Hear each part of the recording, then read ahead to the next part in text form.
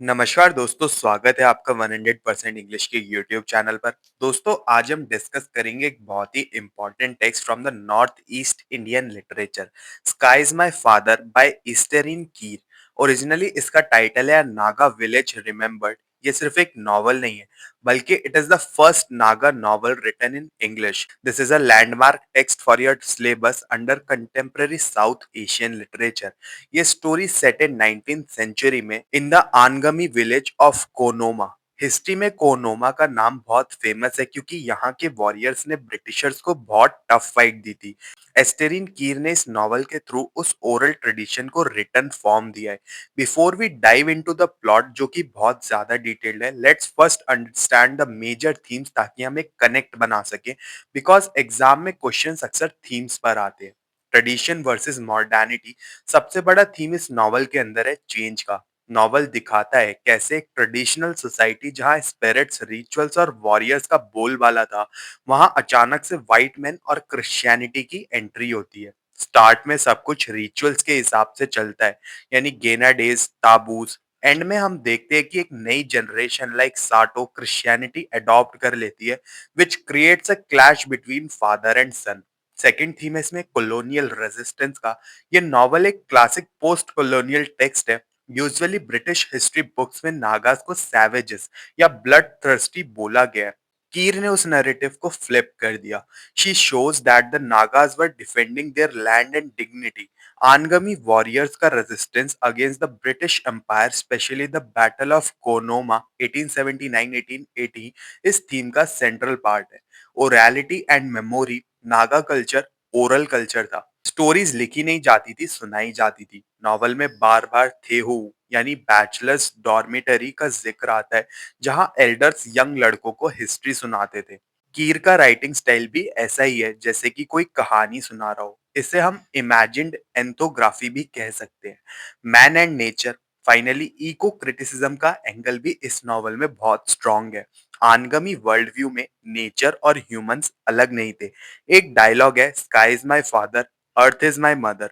Tigers को elder brother माना जाता था। अगर कोई टाइगर्स को मारता था तो उसके लिए भी रिचुअल्स होते थे, जैसे किसी इंसान की डेथ पर होते हैं। अब चलते हैं नॉवल की डिटेल्ड समरी पर। स्टोरी बहुत सारे कैरेक्टर्स को कवर करती है अक्रॉस 3 जनरेशंस, लेकिन फोकस मेनली लेवी और उसकी फैमिली पर है। स्टोरी स्टार्ट होती है कोवी से, जो कोनोमा विलेज में मेहरू क्लैन का मेंबर है।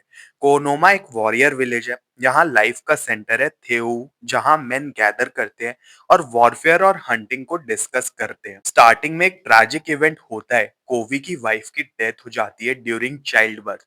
नोट करिए, आनगमी कल्चर में इसे लाशू, मतलब प्रोनाउंसिएशन देखो गलत हो सकती है, मतलब है इसका कि इसको अननेचुरल डेथ माना जाता है, जो कि एक प्योर टैबू है। इसलिए कोवी को पब्लिकली रोने की परमिशन नहीं मिलती और बॉडी को जल्दी दफना दिया जाता है। ये दिखाता है कि उनके रिचुअल्स कितने ज्यादा स्ट्रिक्ट थे। नेक्स्ट हम मिलते हैं कोवी की सिस्टर से, जिसका नाम है Vipiano. She is a widow. उसके 2 बेटे हैं, लेवी और लाटो। लेवी ये बड़ा बेटा है, he is tough, aggressive and wants to become a warrior.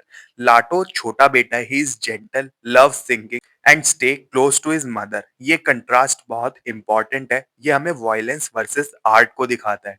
Phase 2 देखते हैं, द वॉरियर्स जर्नी। लेवी बड़ा होता है और उसे प्रूव करना है कि वो असली मर्द है। अगेंस्ट हिज मदर्स विश वो एक रेड पर जाता है, यानी एक हमले पर जाता है on a village called शुपफू।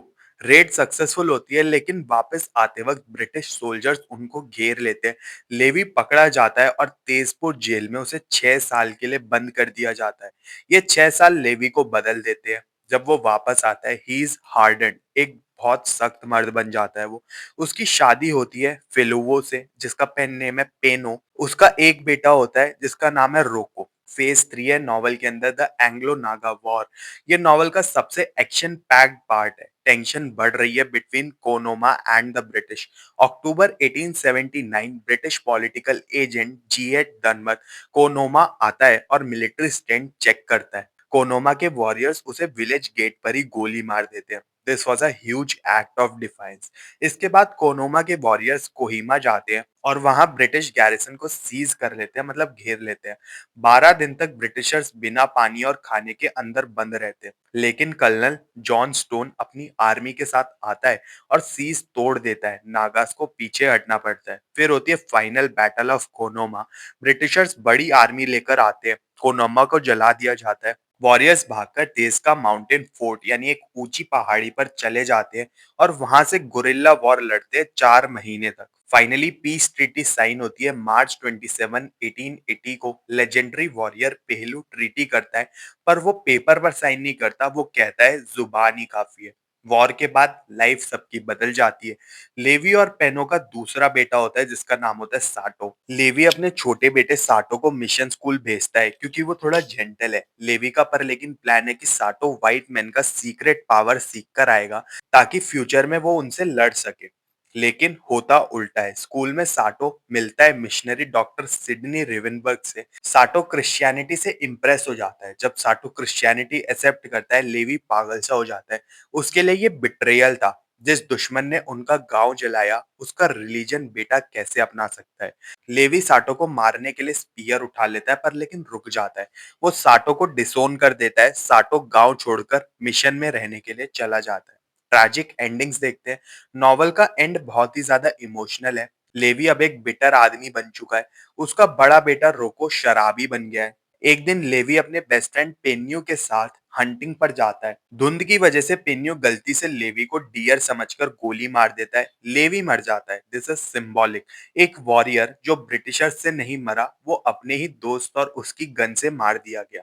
And में साटो अपनी माँ को क्रिश्चियनिटी एक्सेप्ट करने के लिए कहता है ताकि वो साथ में रह सके, लेकिन पेनो मना कर देती है। उसका मानना ये है कि मेरे पति पुरानी दुनिया यानी स्पिरिट्स वर्ल्ड में मेरा इंतजार कर रहे होंगे। अगर वो अपना रिलीजन बदल लेगी तो उसके हस्बैंड जिसने अपने बेटे को ही त्याग दिया रिलीजन बदलने की वजह से, वो उसको कैसे एक्सेप्ट करेगा उस स्पिरिचुअल वर्ल्ड में।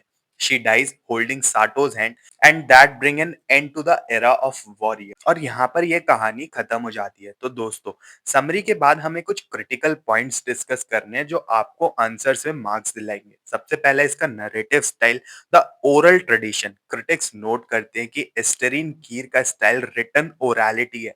वो डेट्स और फैक्ट से ज्यादा स्टोरी पर फोकस करती है। बीच बीच में फोकलोर आते हैं, जैसे वर्ल्ड टाइगर्स की कहानियां। ये दिखाता है कि नागा हिस्ट्री सिर्फ बुक्स में नहीं है, बल्कि लोगों की मेमोरी में जिंदा है। Second is historical revisionism. Post colonial critics कहते हैं कि कीर ने writing back to the empire किया है। ब्रिटिश रिकॉर्ड्स में बैटल ऑफ कोनोमा सिर्फ एक रेबेलियन माना जाता है। कीर ने इसे एक वॉर ऑफ इंडिपेंडेंस की तरह दिखाया है। She humanizes the warriors. वो सिर्फ लड़ाकू नहीं थे, उनके फैमिलीज थे, इमोशंस भी थे। रिलीजियस हाइब्रिडिटी, एंड में दिखाया गया है कि साटो क्रिश्चियनिटी एक्सेप्ट करता है, लेकिन वो अपनी आइडेंटिटी पूरी तरीके से नहीं खोता।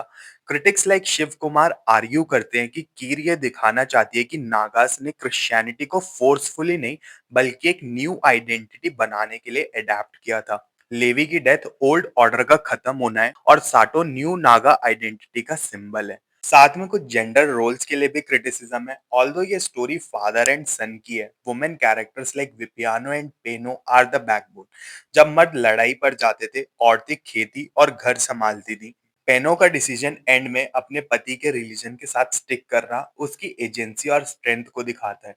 She refuses to be converted simply out of fear. To conclude, sky is my father सिर्फ एक नॉवल नहीं है, ये एक कल्चरल डॉक्यूमेंट है। ये हमें बताता है कि कैसे कम्युनिटी ने कॉलोनियलिज्म के आगे घुटने टेकने से मना कर दिया था और कैसे वक्त के साथ उन्हें बदलना भी पड़ा।